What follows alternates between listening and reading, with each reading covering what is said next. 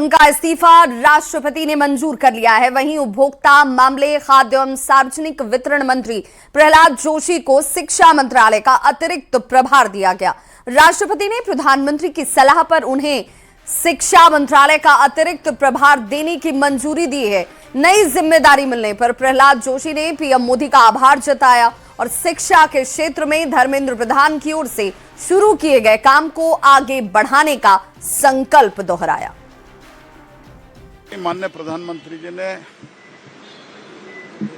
मेरे ऊपर जिम्मेदारी मुझे जिम्मेदारी दिया है और इस जिम्मेदारी को माननीय प्रधानमंत्री जी की अपेक्षा अनुसार मैं जिम्मेदारी निभाऊंगा। I accept this responsibility with sense of duty and humility, and I am thankful to the Prime Minister. संसद तक मचा बवाल आखिरकार एक महा क्लाइमेक्स पर आकर थम गया। प्रदर्शनकारियों की मांग मानते हुए धर्मेंद्र प्रधान ने शिक्षा मंत्री के पद से इस्तीफा दे दिया, जिसके बाद कॉकरोच जनता पार्टी ने अपना आंदोलन खत्म करने का ऐलान कर दिया है। पेपर लीक और नीट के खिलाफ दिल्ली के जंतर मंतर पर चल रहा महा आंदोलन आखिरकार एक बड़े मोड़ पर आकर थम गया है। कॉकरोच जनता पार्टी ने सरकार के साथ सफल बातचीत के बाद अपना विरोध प्रदर्शन खत्म करने का ऐलान कर दिया है।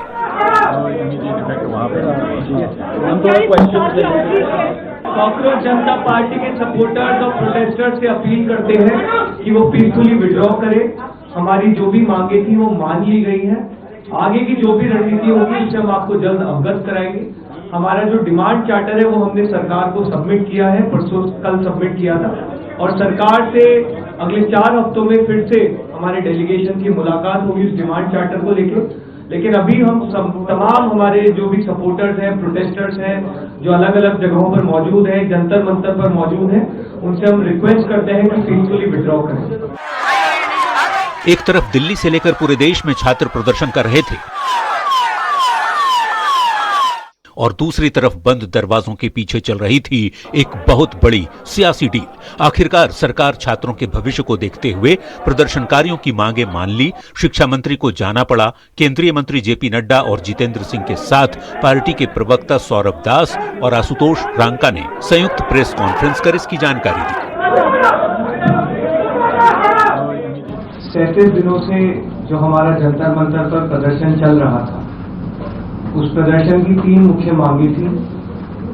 धर्मेंद्र प्रधान जी का इस्तीफा, जो भी लीगल केसेस प्रोटेस्टर्स पे, ऑर्गेनाइजर्स पे फाइल किए गए हैं, उन एफआईआर को, उन केसेस को विड्रॉ किया जाए और कोई भी फ्यूचर केसेस प्रोटेस्टर्स या ऑर्गेनाइजर्स के साथ ना के अगेंस्ट ना लिए जाए।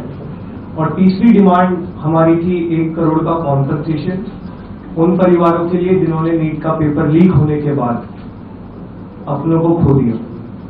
साथ साथ जो हम लोगों की दूसरी मांग थी कि सारे एफआईआर्स जो सारे प्रोटेस्टर्स के खिलाफ फाइल किए गए हैं अभी तक, सिर्फ दिल्ली में नहीं लेकिन सारे बीजेपी रूल्ड और बीजेपी एलाइड स्टेट्स में, वो एफआईआर विड्रॉ हो जाए। ये भी हमारी सेकंड मांग थी। सरकार ने वो मांग को भी मान लिया है। घोषणा साफ है, युद्ध विराम हो चुका है। जंतर मंतर पर डेरा डाले बैठे सभी प्रदर्शनकारी अब अपना बोरिया बिस्तर समेटें और अपने घर लौट जाएं, क्योंकि जिस मकसद के लिए खून पसीना बहाया गया था वो मिशन अब पूरा हो चुका है।